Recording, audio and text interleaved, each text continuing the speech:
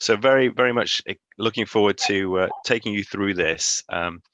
Very much my view on what we've learned at Mondelez over the last 5 years at looking at e-commerce and really trying to present a real business view on understanding e-commerce ROI. Now, I'll quickly pre-say this by saying there's no magic bullet here, no silver bullet for us to get this right. It is really about us sort of testing and learning, iterating, developing, and re-going. So that's the approach that we have taken, and that's what I would encourage you to do. And so let me jump straight into this today. Okay. So just quickly, I don't need to go through an agenda, I don't think, but just quickly some myth busting that I wanted to take you through, right? Because I know there's a lot of myths out there about e-commerce ROI. So first of all, ROAS is the same as ROI. ROAS is not the same as ROI, okay? ROAS is a very widely used term in e-commerce for many activations that you're all doing. It's basically, measuring the uplift in sales on your advertising activity, your marketing activation, your promotional activation, whatever it is. It's just the uplift. That is not the same as ROI, and I'll talk you through that in more detail in the next few slides. E-commerce data is different to store-based KPIs. Yes, on one hand, e-commerce data is different, but on the other hand, it is the same too, right? So much, especially in the grocery sense, most of our business, e-commerce, is coming through these emerging grocers that have been brick and mortar grocers, been around a long time, and that they hold a lot of the proportion of sales in this grocery space. So in that understanding, e-commerce data is the same as many store-based KPIs, and we have to pull those out to be able to compare. And that's important to do, while at the same time acknowledging there are many different KPIs online and different data online that we need to be cognizant of too. Okay, third one, e-commerce cannot be compared to offline. On one hand, it cannot be, you could say that, but on the other hand, it can be, right? There are many of the same metrics. Sales, for instance, is the same metrics. Your share of online, share of offline, right? Pricing, promotions, they are similar. And it is really, really important that we drive comparison of how we're performing on e-com to how we perform in stores. It's very important. Not only is it important to know how we're winning, where we're stronger, where we have opportunity, it's also important for us to be able to elevate that to senior leadership, right? So they know. Most of them do not understand e-commerce very well. They need to be able to speak the language that they know, right? And we need to be able to compare closely to what is going on in an offline sense, right? And that's very important. And it's very important to help realize how e-commerce is similar and different, and to help us also galvanize support, decision making, budget, resource allocation. Okay. So, as I said in the first one here, I just want to go for a quick slide and just set up some differences between ROAS and ROI, right? I hear this quite a lot. I know you'll all actually know the difference if you really think about it, but from a lot of the understanding I get in our business as well, a lot of people use the term, interconnectedly, and they're very different, right?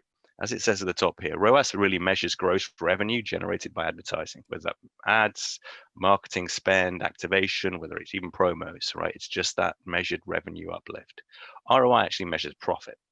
Okay, so what I've done here is put together a little example, right, to walk us through. There's the formulas for us to be aware of. But say if we're looking at a ROAS sense, right? Say we have an ad campaign that generates about $15,000 monthly. We spend about $4,000 driving that ad through AdWords to advertise that campaign. If we use the ROAS formula here, you can see that revenue generated divided by that cost of those AdWords gives us a ROAS 375, right? I'm sure you've all seen that and experienced that sort of ROAS 3 times, 4 times, 5 times. That's pretty good. That seems pretty good to me. So that's good. Every dollar you spend, $3.75 in sales. That's fantastic. Now, if we look at what the ROI is doing, what ROI does is actually determines whether the campaign is worth that investment or not, because it brings margin into the equation, right? To try and look at overall profits, right? Whether that's at a net revenue basis or at a retail sales, a gross revenue basis, important to do. So if we bring in that same example and we factor in a 20% margin rate, then the formula is different, right? Because we have that margin element to come in off those sales, we're taking out those costs as relevant, and the ROI then comes out to be negative. So it's negative. So for every dollar we're spending, we're actually losing 25 cents on that in that sense. So we need to be, I mean, obviously this is a simplistic example, quite crude, but at the end of the day, it helps reinforce the point, I think, that we need to be very clear that ROAS and ROI are quite different. And ROAS does serve a purpose, strong purpose. However, ROI is quite different. Okay. So where do we all start with this? Well, it's really about data. Okay. Now I've been working in this space for quite a while. In the US, now I'm back in the UK. I was in the US for 8 years, mostly working, at Mondelez during that time, and for more than 5 years in e-commerce. So I've seen the times when data is very difficult to come by. And believe me, it's developed exponentially well. It's got better, it's got sharper, it's got cleaner, but it's still very fragmented. So what is very important is we understand where the data we have, the granularity of that data, the accuracy and robustness of that data, very key too. So this is an example from just retail analytics. So you'll all be familiar with this. This is store-based or merchant-based, e-com-based selling requirements, right? I'm not talking about media in this sense, right? I'll leave that out, just from the sales KPIs. So time periods, we really want to be able to understand data at a weekly data level. It is essential for the best understanding. But if we don't have that, there are solutions we can do if we only have 4 weekly data, monthly data. But weekly data, very important.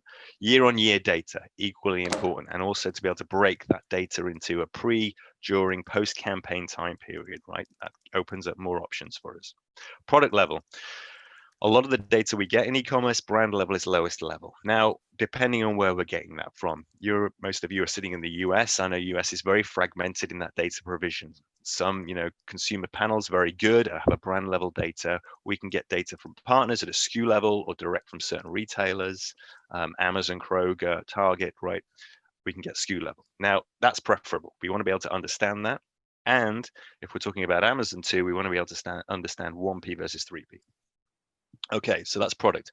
Market level, we want to understand all the website platforms as necessary, right? But also, if we can understand from an omni-channel sense, can we understand the different store-based selling that we're getting to understand how that click and collect performance is doing? And again, where 1P and 3P is applicable per se there.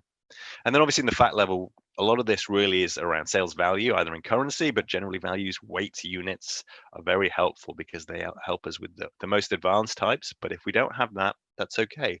Let's look at what dollar sales we have and what elements we can work with that. Margin, COGS as well, very helpful. Again, that enables us to go more granular. So obviously with very little, we can get to a ROAS, sales uplift, campaign performance. But the more we have, the more data we can chip away, we can get to that ROI, real profitability sense. So as it says at the bottom here, it's really measuring e-com performance is really dependent on that robust, granular data. And key, I think, if we want to understand how that activation is doing in a marketing sense and media sense, real strong partnership with those media agencies, whether in-house or agency partnership, and clear identification of awareness media and conversion types of media, right? Now, I'm not going to go into a lot of detail about that today, but you're all familiar with the marketing funnel. The same is true in e-com. We have those driving awareness, right, campaigns, but also conversion driving campaigns. If you think about your media on Amazon, right, they'll have different tactics driving different things. And so it's important that we're able to isolate and separate those. Okay, so what I want to get through now is some ROI best practice. Now, not just best practice and then to say, okay, well, this is the be all and end all. Obviously, there's lots of different things we can have from a budget sense, from a data granularity sense, from a media partnership sense. So I've got a few key examples of what I think are critical in looking at this.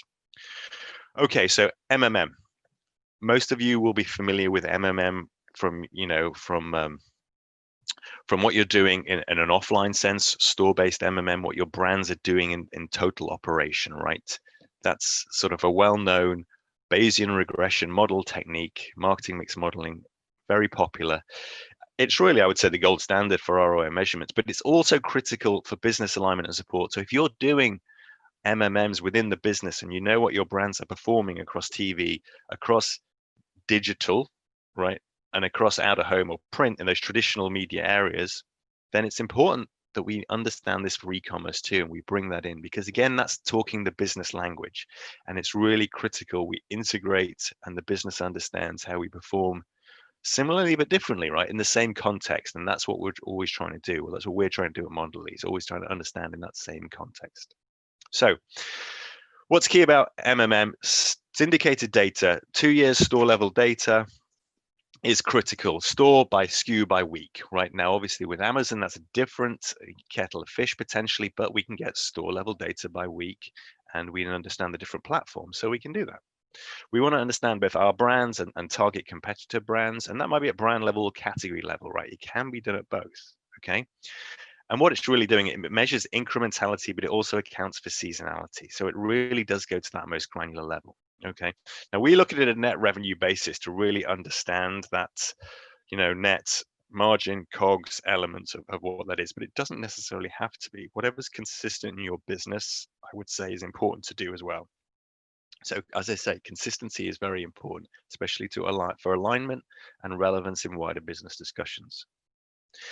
And ultimately, if data is available for e-com market retailers, right, at those levels that I was talking about, by store, by SKU, by week, and obviously if it's just an e-com platform, the store element isn't as critical, then MMM can be done, right? And I know of a number of different data provisions and retailers we can do MMM with in the US, right? And we do that, and it's been very successful. Now, the goal, as I think at the bottom there, is really, as per the chart shows, it's just trying to show how e-com performs comparatively to other media channels. Now, that data is all dummy data, right? It's just trying to show the elements, but we do see comparable data across different brands and different performances from e-commerce compared to what we're seeing in TV, which performs most strongly in the US. Not always, obviously TV is very strong, very efficient method in the US, but we do see strong results and against other types of media vehicles. So it is working and improving. Okay, multi-touch attribution. MTA is also a very good technique, gets very granular, and it really helps us understand consumer behavior, right? So it's evaluating those touch points on the individual's path to purchase to give you an ROAS, or if you have the other granular data, a ROI on that touch point. Okay, and it's really around the digital ad exposures and how they influence that purchasing, right? And it's really looking at that conversion elements. And as you can see, there's a brief example here. This is some real ROI MTA results from an activation we have done previously, and shows some varying but solid results. So I think MTA is something you should very much explore. If it's looking at a single site, like I was actually just thinking today, Amazon Prime Day, that would be amazing to do an MTA on that, and I really understand on that Amazon single site how all those shoppers are doing in that sort of tagged environment, to really assess that investment levels and how that relates to those online sales. So I think that would be absolutely critical. Now, what's key in this, agency partners are very fundamental, critical in understanding and being able to carry this out. So I would absolutely suggest we look at that, check out the capabilities, but I would definitely say it's worth exploring with some of your biggest customers during those big events. Very interesting to see, and it's really granular to help us understand those shopper dynamics and that behavior influenced by those digital ad exposures. So if there's a lot of noise going on in your campaign for a big tentpole activation, this could really help break out some of those elements to understanding how that media is performing and driving those e-com sales. Okay, next one. Now, really, this is this is probably thinking what's internal measurement campaign sales lift. So it's a type of sales lift, and I'll go into real sales lift in the next slide. But this is sort of an agile in-house solution that we've sort of developed to understand, okay, what's going on in the sort of, if we don't necessarily have test and control variables, which is really how sales lifts are performed. But if we just want to understand campaign performance without the ability to have a test and control different group, then we can create some campaign. And just this is really just a campaign based on what promotional or marketing activation we have done, understand those internal measurements, and we're looking to try and understand that incremental revenue really just by analyzing a pre-campaign baseline, what that campaign does, and then some post promotional activity, and then we're providing us with some incremental sales. And if we have the cost of goods and margin, we can know the profit. So it's really a simple methodology that I would recommend each team look at. Start small and expand, but it can be done consistently and within the data parameters that you have or are limited by, right? It can just be weekly data, but it could be done at 4-weekly data. It could be done at brand level, right? You just were generating a baseline, and I would recommend a prior 8-week baseline pre-big events. But again, if that's not necessarily possible, it could be a shorter baseline, obviously, or a baseline out of periods if you have lots of activations. And then if we're able to add in pre-trade contributions, we can enable profit-based evaluation.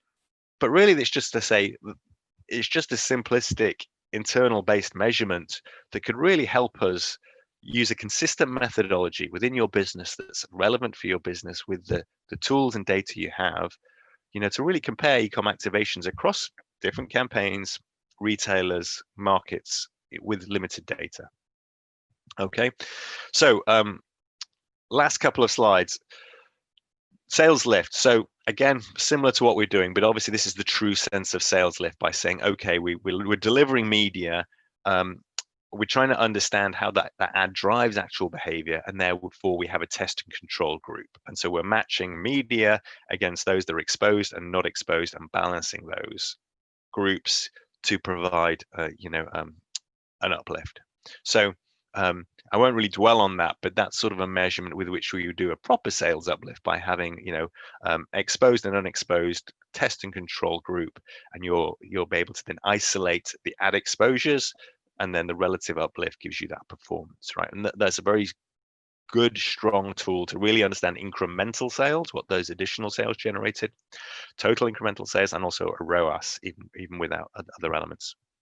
So just in summary, quickly, just this is a one slider. I won't go through in a lot of detail, but it just summarizes those different studies I've talked about.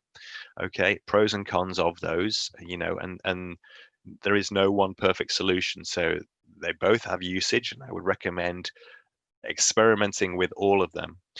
But on the chart on the right, it's just really looking at the cadence of speed across the horizontal there, right? MMM, you can see it takes that longer cadence. You're looking at 2 years data sets, and it has to be done with a lot of pre-work. So it's going to take months after that data is done to be done, versus a simple brand lift or sales lift study that I was just referring to, which can be done quite quickly in real time post your events, and therefore could even influence decisions in year to say, okay, let's harness our activation. But really, in summary, before I close, just some final thoughts. Okay. Start small on this, iterate over time, explore those different methodologies where applicable, right? Test, learn, scale. That's what I'd really recommend. Prioritize your biggest customers and the best data provision you have. Okay, it's about the data, and it's about the biggest customers you have. And then really as well, drive collaboration between that third-party data providers, if you use them, those data providers, and those media providers, right? It's critical they have alignment on that media data with that sales data. Internally, partnerships critical too, right? Marketing, media, insights, analytics teams really need to come together to unlock the potential of e-com ROI exploration. And remember, as I said earlier, we're really trying to find a comparative measurement methodology that the business understands and accepts, and can make those budgetary decisions to understand how e-com performs versus different store-based activity, right? Because that's ultimately what it needs to know. And obviously, what we want to do is make sure e-com is recognized alongside those other media vehicles in budget discussions, because there are some great results to be had from e-commerce. and we need to help the business leaders and those, those budgetary discussions understand where that value is and maybe where it's not. Okay, that's it from me. Thank you very much.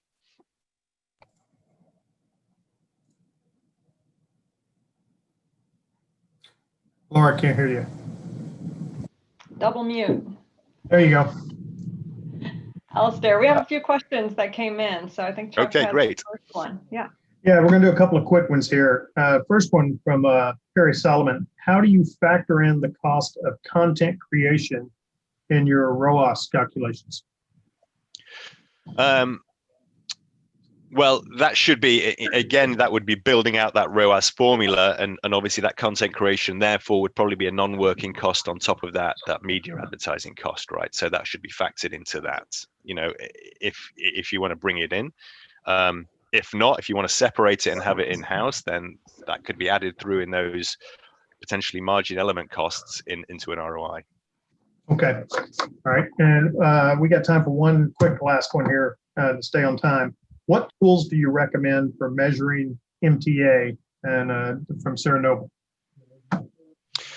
So yeah, MTA is an interesting one because I've seen results be super high in certain elements of those different touch points and not. So I don't have the answer because it really depends on which retailer, the capabilities that they have. So I would work with those potential partners that are going to set that up for you and really think about that in advance with them for their buy-in and expectation from what they see in the place, because I've seen results from 1 to 15 times, right? And very, very varied. Okay. All right. I think we're right at time. Great. Well, thank you very much, everyone. Good luck, and I look forward to the rest of the day. Thank you.